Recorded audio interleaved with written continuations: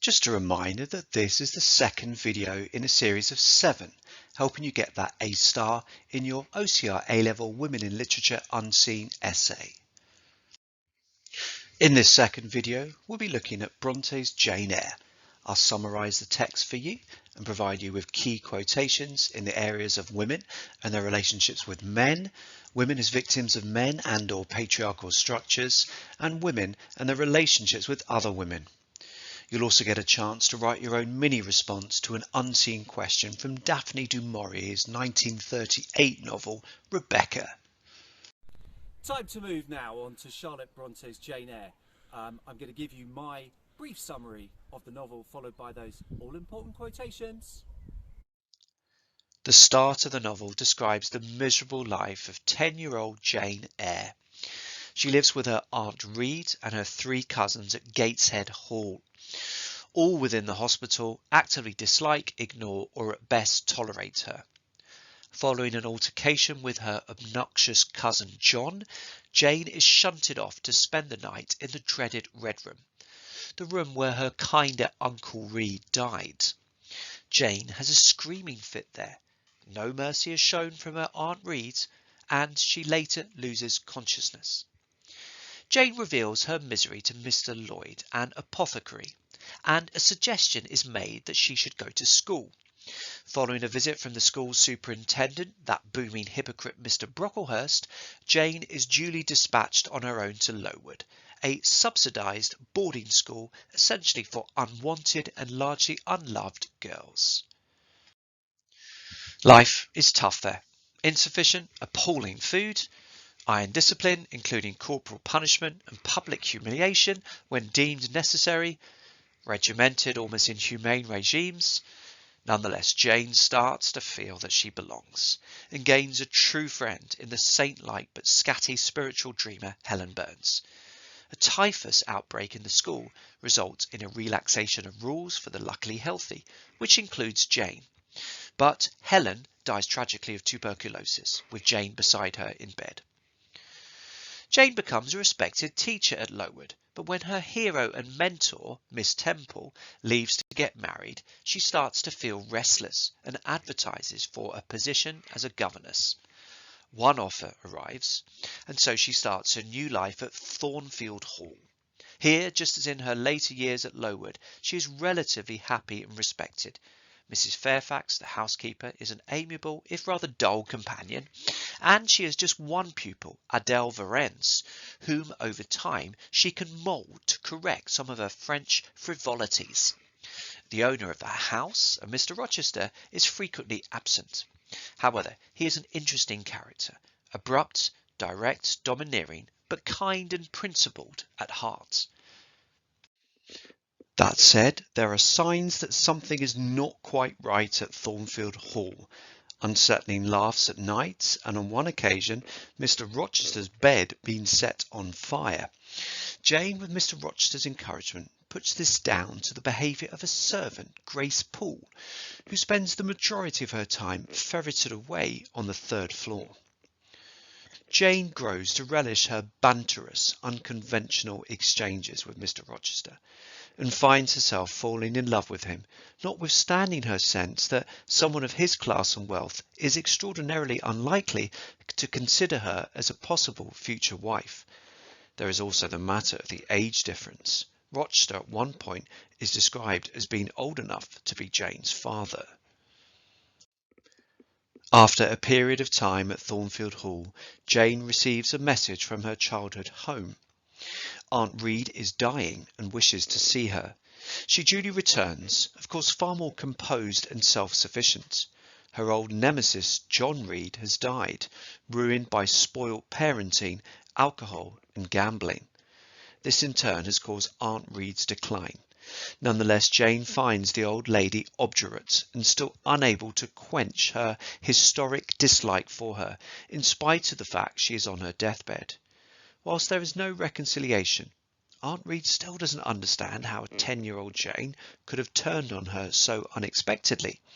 She does reveal that a John Eyre from Madeira had been in touch with her 3 years previously, wanting to make his niece his heir. At the time, Aunt Reed couldn't bear the idea of Jane being set up for life, and so told John that his niece was dead. Jane returns to Thornfield, having buried some past demons at Gateshead perhaps, and in spite of appearances suggesting that Rochester will marry the beautiful Miss Blanche Ingram, and in spite of Rochester encouraging Jane to believe this falsehood, she does become engaged to her proud master. However, signs persist that there is something not quite right in this house. Why does Rochester continually make dark comments about deserving to be happy, and knowing that his maker sanctions what he does? Who is this Mason man who arrives mysteriously one night, only to be strangely attacked with a knife by, supposedly, Grace Poole? And who does Jane really see 2 nights before her wedding? And why does this creature tear her wedding veil in 2? And in the church, during the wedding, disaster. When the priest asks whether anyone knows of any impediments, it is revealed that Mr. Rochester is already married to a Bertha Mason, a supposedly mad woman who is locked up within a 3rd-floor, windowless room. The wedding party duly troop up to this dark attic room, and right on cue, Bertha performs, attacking Rochester, who is too chivalrous to attack her back, instead electing to wrestle and restrain. Jane knows that she cannot become like one of Rochester's past mistresses. She has too much self-respect and moral integrity for this. She loves Rochester passionately and pities him with all her heart, but leave she must. So after hearing Rochester's tale of how his marriage came about with Bertha, essentially his family thought her £30,000 was too good an opportunity to pass up. She leaves early one morning and blows all of her meagre ready money on a coach to Whitcross. There she desperately tries to procure food and employment, but following 2 nights sleeping rough, she is on the verge of collapse when she is given shelter within the house of Diana, Mary and St. John Rivers's father. Jane develops a genuine bond and has much in common with Diana and Mary, but finds St. John rather intense and austere. He is a priest who intends to go to India as a missionary. St. John recognises Jane's sense of discipline and willingness to work hard, even if the type of work isn't particularly congenial to her. First, he sets her up as a schoolmistress for local, ignorant, working-class girls. When this is a success, he puts intolerable pressure on her to join him in his missionary work in India as his wife. Jane is possibly prepared to contemplate the missionary work, but only as a companion to St. John, not his wife. But this will not do. In a suspiciously convenient twist, it transpires that the Rivers are also John Eyre's nephews and nieces. When John Eyre leaves his entire fortune to Jane, she makes the decision to share it equally with her newfound cousins. They all end up with £5,000 each, and at least Jane has the kind, kindred, blood relatives she has craved throughout her life. On one evening it looks as though Jane may be caving in to St. John's relentless bombardment and endless spiritual blackmailing. But she seems to hear a voice calling her name, the voice of the man she loved and loves so passionately, Edward Rochester. Thus she determines to head back to Thornfield Hall, having had no news about Rochester's welfare since she left. She finds Thornfield Hall burnt and destroyed, and finds out that Rochester lost his sight and a hand in a fire caused by his mad wife. When he went to rescue her, she killed herself by jumping off the roof. But on his way out, the entire building collapsed, causing his life-reducing injuries. Of course, Jane goes to Rochester, now living in Ferndean Manor, a desperate shadow of his former vigorous, commanding self. The two are reconciled and, reader, I married him. Children follow, and even a partial return of Rochester's vision. Passion and love have won the day. Here's my first quotation from Jane Eyre, in reference to the theme of women being victim of men and or patriarchal structures. Women feel just as men feel. They need exercise for their faculties and a field for their efforts as much as their brothers do. They suffer from too rigid a restraint, too absolute a stagnation, precisely as men would suffer, and it is narrow-minded in their more privileged fellow creatures to say that they ought to confine themselves to making puddings and knitting stockings, to playing on the piano and embroidering bags. This famous quotation is a little long, but it is one of the most explicit rejections of the idea that women should be content with a merely domestic life within 19th century society. Victorian middle-class women with the means to do so were largely expected to stay at home and oversee the domestic work, something after a while which sounds like it would get remarkably boring. On the one hand, these words are spoken by the character Jane Eyre, who to some extent might be expected to feel content with her lot, particularly given the struggles of her childhood. She has achieved a respectable position as a governess in a beautiful house, receives a fair salary, and is well liked. However, the move to generalizations about men and women, as well as the fact that Jane doesn't actually make any puddings or knit stockings, seems to suggest that this may primarily be an authorial perspective, that this is Bronte herself critiquing the artificial distinctions made between the sexes and the lack of opportunities for women to be stimulated and fulfilled. Loveliness is the special prerogative of woman, her legitimate appanage and heritage. I grant an ugly woman is a blot on the fair face of creation, but as to the gentlemen, let them be solicitous to possess only strength and valour. These words are spoken by the local society beauty, Blanche Ingram, who hopes to ensnare a wealthy husband in Rochester. Of course, her aim is to butter up Rochester and stress her own superlative disinterest in male good looks. Rochester may be powerful looking and charismatic, but he is unquestionably ugly. However, her words give an insight into the fact that women are primarily seen and valued for their appearance, ahead of their character, say, or beliefs, and woe betide any woman who has the misfortune to be deemed ugly.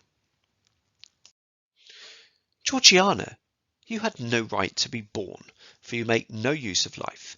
Instead of living for, in, and with yourself, as a reasonable being ought, you seek only to fasten your feebleness on some other person's strength. If no one can be found willing to burden her or himself with such a fat, weak, puffy, useless thing, you cry out that you are ill-treated, neglected, miserable. These words are spoken by Eliza Reed to her sister Georgiana, with Jane Eyre present, and Aunt Reed dying elsewhere in the house. On the one hand, there is no question that Eliza has an obsessive, unnatural obsession with ordering her life so that she doesn't depend on anyone else for amusement or support, and indeed she later becomes a nun at a French convent. Thus, it is no surprise to find her laying into her sister so cruelly for not sharing her own desire for self-sufficiency. However, particularly from a modern reader's perspective, Eliza's words seem unfair, given that society of that time encouraged and actively wanted middle to upper class women to depend on men, to be a burden on them, to fasten their society-imposed feebleness on their strength. Through this lens, Georgiana is simply a product or victim of her time and her society, albeit also someone who may be quite irritating, lazy and whining. Now, on to women and their relationships with men. I, indeed, taught comparatively little, but I heard him talk with relish. This is, of course, Jane reflecting on an evening spent largely listening to Rochester. As a much older man living in Victorian times, there is no doubt that he has experienced far more with his life, travel being an obvious example, and so may have more to talk about. However, the cynic in me can't resist drawing attention to the fact that this arrangement, with the women talking comparatively little and the men talking with relish, would be deemed eminently desirable for a conventional Victorian marriage. What have you done with me? Witch, sorceress! Jane, be still. Don't struggle so, like a wild, frantic bird that is rending its own plumage in its desperation. I am no bird, and no net ensnares me. I am a free human being with an independent will, which I now exert to leave you. In both these examples, you can see Rochester using imagery to show his fascination and, yes, love and affection for Jane. She is a witch sorceress, like a wild, frantic bird. However, as Jane's response to the second example shows, such imagery implicitly seeks to unhelpfully pigeonhole, pun not intended, women within prescribed narrow characteristics, rather than allow the broader freedom of human experience. For instance, witches cast spells on others, but do little else, including, say, having equal relationships with men, or earning an honest, independent living. Birds look beautiful and entrancing for a brief period, but die much earlier than human beings and fail to engage on any intellectual level, hence the expression bird-brained. Thus Jane needs to assert her humanity, even though part of her may be thrilled by the affection and effect she is having on Rochester, as implied by his passionate use of pet names. She feels strongly that she must remind the man she loves of her right to make independent, carefully thought through decisions. Of course, the fact she needs to do this says something about the patriarchal society they both inhabit. I know no weariness of my Edward's society. He knows none of mine, any more than we each do of the pulsation of the heart that beats in our separate bosoms. Consequently, we are ever together. To be together is for us to be at once as free as in solitude, as gay as in company. We talk, I believe, all day long. To talk to each other is but a more animated and an audible thinking. This is Jane speaking at the end of the novel, with the pair having been married for 10 years. I think it's important to include this quotation, as it is a relatively rare declaration of long-term happiness and equality between husband and wife within a 19th century women in literature marriage. Whereas couples who have married for social or financial reasons get bored of each other and stagnate, think Willoughby and Miss Grey, and the Palmers in Sense and Sensibility, or Mr. and Mrs. Bennet in Pride and Prejudice, those who are fortunate enough to have the courage and financial means to marry based on a genuine connection and shared values may actually still have things to talk about once the early excitement or confused surrender of sex has passed. Now on to women and their relationships with other women. Mary and I have had, I should think, a dozen governesses at least in our day, half of them detestable and the rest ridiculous and all incubae.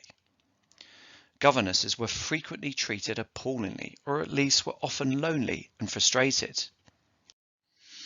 As Catherine Hughes writes in her article The Figure of the Governess within the British Library website, governesses didn't quite fit in any way. They were in a weird floating no man's land between the status of her financially secure employers and as servants. I can imagine a great number feeling that sense of friendliness and isolation referred to by SSH within Catherine Hughes's article. And to return more specifically to the theme of women and their relationships with other women, one frequently gets the sense within Victorian literature of women contributing to each other's difficulties, of failing to recognise the importance of female solidarity living within a patriarchal world. Within this quotation, it is telling that Blanche Ingram somehow manages to label all 12 of her governesses as entirely without merit. You might expect at least one or two to receive grudging praise, but no, all are either to be loathed or laughed at. All are incubi, i.e. creatures that cause unpleasant problems. This, of course, says far more about her own unpleasant haughtiness and that of other female members of her family. With little to do outside the domestic sphere, they might as well come up with strongly expressed opinions about vulnerable, trying to be self-sufficient governesses, even if they reveal their own nastiness in the process. Georgiana gave me sundry side glances, measured me from head to foot, now traversing the folds of my drab merino pelisse, and now lingering on the plain trimming of my cottage bonnet. Young ladies have a remarkable way of letting you know that they think you a quiz without actually saying the words. This quotation sees Jane back at Gateshead Hall following Aunt Reed's deathbed wish to see her. She has, of course, changed and evolved enormously since the last time she was there as a deeply unhappy, unloved 10-year-old. What is notable here is that Georgiana cannot resist sizing up Jane and assessing her attractiveness ability to interest a potential male partner, or at least fit in within society circles. She looks at every inch of Jane's person and clothing and comes to the complacent conclusion that Jane is too eccentric, too odd-looking.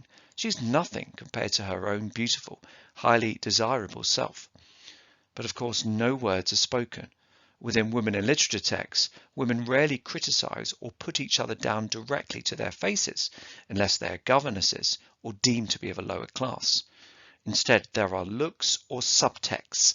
Think of Lucy Steele's cloaked digs towards Eleanor in Sense and Sensibility, and here a few seconds of side glances.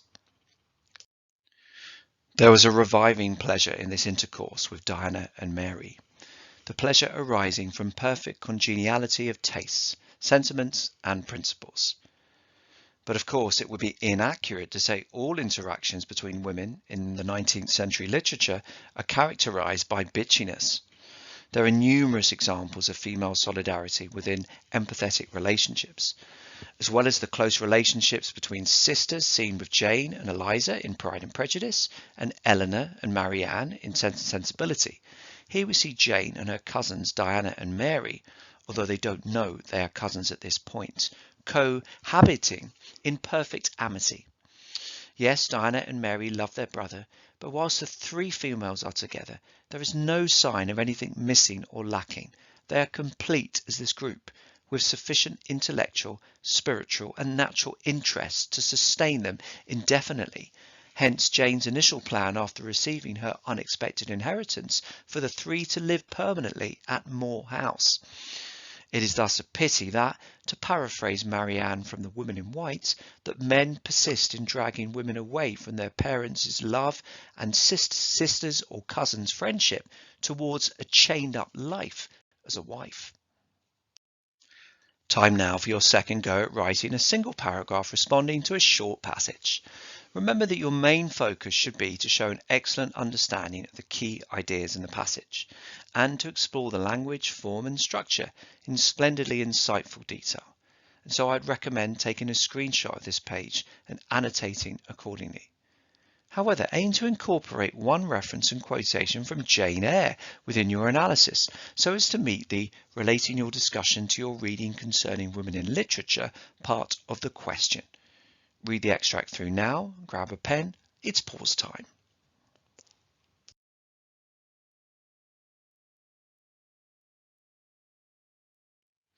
Here's what my annotations looked like.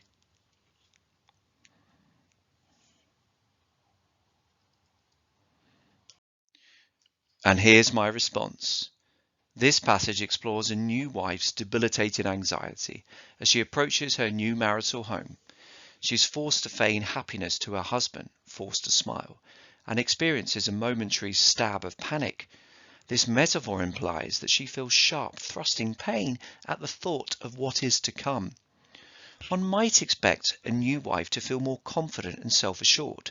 She will shortly be in charge of a household, with motherhood likely to follow soon after. However, the reverse is the case. The narrator describes herself as being like a child brought to her first school, or a little untrained maid. These similes emphasize her overwhelming feeling of being out of her depth, of having no idea how she should be behaving, or what kind of things she will need to do. To some extent, some responsibility for these feelings must be placed on her new husband. He seems to sympathise for her, as indicated by the term of endearment, poor lamb. But his failure to prepare her adequately for her new role seems to be implied not just by the narrator's feelings, but by possibly unnecessary haste. Bustled you down here. Just as Rochester's insistence on labelling Jane Eyre a wild bird or a witch sorceress is unintentionally demeaning, there are signs here that the husband may not be valuing or supporting his new wife as comprehensively as he should, beyond occasional affectionate trite phrases. Once again, you might like to discuss this in the classroom in terms of what you like about how it's written, but also perhaps any aspects which you would improve. You may also like to discuss how you weaved in your reference to Jane Eyre, which you did to ensure that you are indeed relating your discussion of the passage to your reading concerning women in literature. Press pause now to do this.